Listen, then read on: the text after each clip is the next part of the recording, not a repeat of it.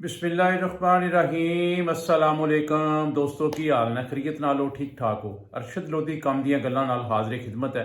की हाल है लो दोस्तों, अज मैं तुहानू एक बहुत ही प्यारी आशिक रसूल सल्तनत उस्मानिया दे हुक्मरान हमीद दी गल सुना रहा।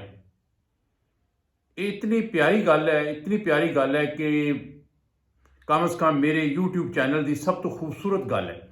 इस तो पहले मैं ये वीडियो बना चुकिया, लेकिन कुछ दोस्त जोड़े मेरे चाहने वाले ने, जोड़े मेरे वीडियो में बड़े प्रॉपर तरीके देखते हैं, उन्होंने टैलीफोन और मैसेज आए हैं कि जी चूँकि वो थोड़ी वीडियो जी है पुरानी हो गई है, हूँ नज़र नहीं आ रही, तो मेहरबानी करके वो वीडियो ज़रा दोबारा रिकॉर्ड कर दो, क्योंकि सुन के तो दिल जोड़ा बड़ा खुश होंगे, तो तस्कीन हो जाती है, ईमान ताज़ा हो जाता है। तो उस सिलसिले मैं जनाब ये वीडियो में दोबारा रिकॉर्ड कर लगा, तो ज़रा मुलाहजा फरमाओ। सल्तनत उस्मानिया दे हुक्मरान हमीद एक बहुत ही आशिक रसूल हुक्मरान होए। उन्होंने महमूल यह सी कि सुबह वो अपने महल दे विच बकायदा एक कचहरी लाते सन, ओपन कचहरी जिन्होंने कह लवो, जिहदे लोग जिहड़े साइल हुंदे सन वो अपने मसाइल आके पेश करते सन, तो वो उन्होंने मसले का उसे ही फौरी तौर पर हल करते सन। इस तरह बहुत सारे लोग जोड़े ने उन्होंने कोल सुबह सुबह आ जाते सन, तो शाम तक वो बह के अपनी ड्यूटी पूरी करके अपने बड़े मसाइल दस के तो वो अपना मसले का हल करवा लेंगे सन। एक दिन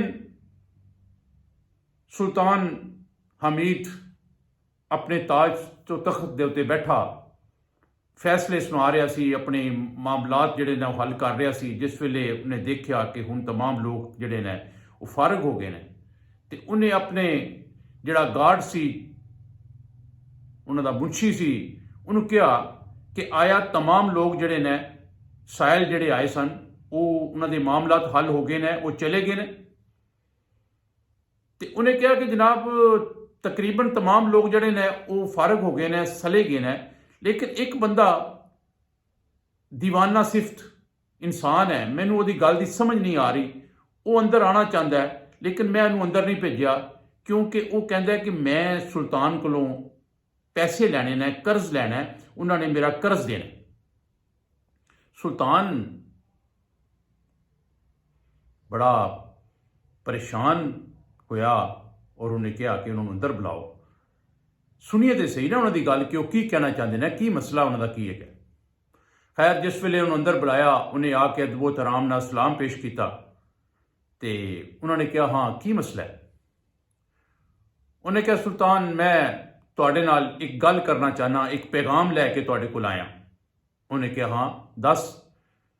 उन्हें कहा कि सुल्तान नबी करीम सल्लल्लाहु अलैहि वसल्लम रात मेरी ख्वाब च आए ने, तो उन्हें आके कहा है कि मेरे हमीद कोल चला जा, तो उन्होंने जाके दस कि तू रात मेरे ते दरूद शरीफ पढ़ना भुल गया है,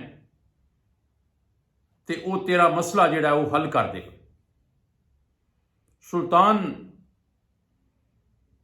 हमीद अपना तख्तो ताज छड़ के थले जमीन ते आ गया। उन्हें कहा की कह रहे हैं। उन्हें कहा बादशाह सलामत, मैं एक ताजर सा, जहाज के उत्ते मेरा समान आ रहा सी, समुद्री लहरां ने मेरे जहाज को गर्क कर दिता, मेरा तमाम सरमाया दरिया बुर्द हो गया, मैं कंगाल हो गया, दवालिया हो गया, मकरूस हो गया, मेरे कोल कख नहीं रहा, तो मैं अल्लाह दे नबी सल्लल्लाहु अलैहि वसल्लम कोलों इल्तजा करदा सा, अल्लाह अगे इल्तजा करदा सा कि या अल्लाह नबी करीम सल्लल्लाहु अलैहि वसल्लम के सदके करके मेरा मसला जोड़ा वो हल कर दो।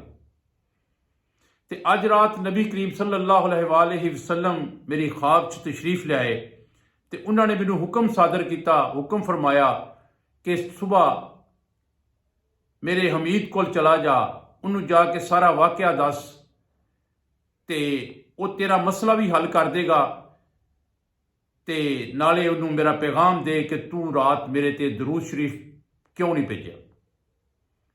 ਸੁਲਤਾਨ ਕਪਕਪੀ ਦੇ ਆਲਮ ਚ ਆ ਗਿਆ।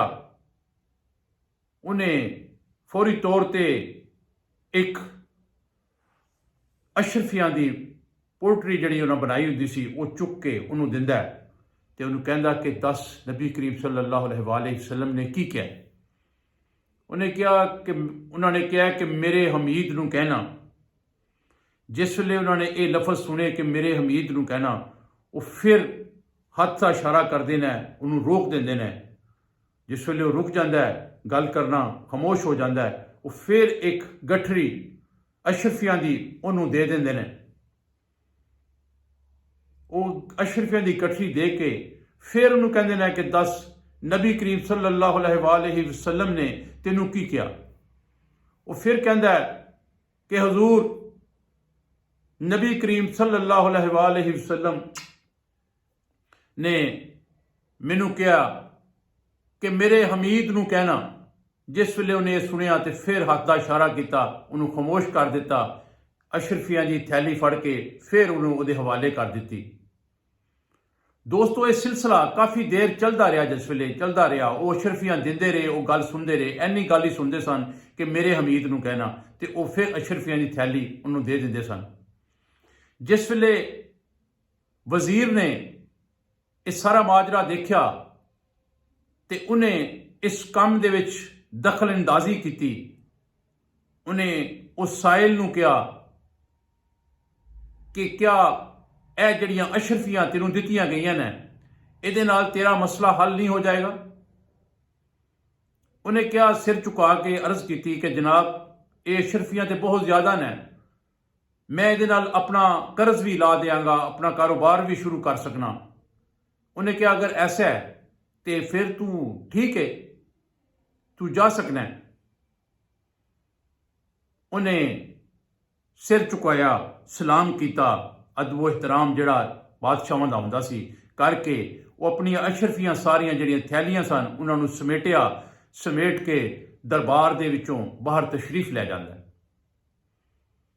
ਜਿਸ ਵੇਲੇ ਉਹ ਦਰਬਾਰ ਤੋਂ ਬਾਹਰ ਨਿਕਲ ਗਿਆ ਤੇ ਵਜ਼ੀਰ ਨੇ ਸਿਰ ਝੁਕਾ ਕੇ ਕਿਹਾ ਕਿ ਬਾਦਸ਼ਾਹ ਸਲਾਮਤ, बुरा ना महसूस करना, मैं इस वास्ते इस काम च मुदाखलत की है कि तुसी बार बार उन्होंने अशरफियां दी थैलियां दे जा रहे सो ते मेरे दिल च ख्याल आया कि ऐसा ना होवे कि तुसी सारी अशरफियां ही उन्होंने दे दिओ ते असी दिवालिया ना हो जाइए, साडी हुकूमत दिवालिया ना हो जाए।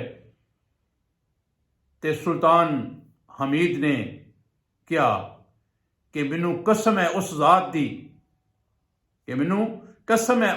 दी, अगर अज ये साइल मेरे को मेरी जान मंगदा मैं दे दिंदा, मेरे को हुक्मरानी मंगदा मैं दे दिंदा, मेरे को तख्तो ताज मंगदा मैं दे दिंदा, मेरे को पूरी बादशाही मंगदा मैं दे दिंदा, हत्ता कि मेरी जान भी मंगदा तो मैं दे दिंदा।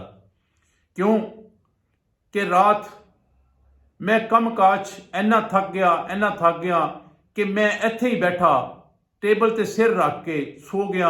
मैनू याद ही नहीं रहा, जिंदगी च पहली बारी मैं नबी करीम सल्लल्लाहु अलैहि वसल्लम ते दरूद शरीफ पढ़ना भुल गया। ते मैं नबी करीम ते दरूद शरीफ पढ़ना भुल गया ते उन्हां दी मुहब्बत कि उन्होंने मैनू मैसेज दे दिता इस बंदे दे थ्रू कि मेरे हमीद नू कहो कि तू रात साडे ते दरूद शरीफ पढ़ना भुल गया है ते नाले इस बंदे का मसला हल कर दे। मैं अपनी सारी मालो दौलत, इज्जत, शोहरत सब कुछ कुर्बान कर दिया उस हस्ती ते जिहदे ते मैं दरूद शरीफ पढ़ना ते मेरी जिंदगी का सिलसिला है, मेरी दिती हुई इज्जत जिहड़ी अज मैनू है ये नबी करीम सल्लल्लाहु अलैहि वसल्लम की वजह तो है, क्योंकि मैं उन्हां ते दरूद भेजना तो उन्हां ते मेरे ते अनायत है कि उन्होंने मैनू तख्तो ताज अता कर दिता, बादशाहत अता कर दी, मालो दौलत अता कर दिता, इज्जत शोहरत अता कर दी। वरना मैं भी तुहाडे तरह एक इंसान हाँ ते इंसान की कोई हैसीयत ते कुछ नहीं। खैर गल नूं ਅੱਗੇ ਲੰਬੀ ਚਲਾਉਣਾ ਚਾਹੀਏ ਤੇ ਬਹੁਤ ਲੰਬੀ ਹੋ ਜਾਂਦੀ ਹੈ, ਲੇਕਿਨ ਗੱਲ ਨੂੰ ਮੁਖਤਸਰ ਕਰ ਦੇਣਾ ਬਿਹਤਰ ਹੁੰਦਾ ਹੈ। ਗੱਲ ਕਰਨ ਦਾ ਮਕਸਦ ਇਹ ਸੀ ਕਿ ਨਬੀ ਕਰੀਮ ਸੱਲੱਲਾਹੁ ਅਲੈਹਿ ਵਸੱਲਮ ਤੇ ਦਰੂਦ ਸ਼ਰੀਫ ਪੜ੍ਹਨ ਵਾਲੇ ਬੰਦੇ ਦੇ तमाम ਮਸਲੇ ਹੱਲ ਹੋ ਜਾਂਦੇ ਨੇ, तमाम ਮੁਸ਼ਕਲਾਂ ਆਸਾਨ ਹੋ ਜਾਂਦੀਆਂ ਨੇ।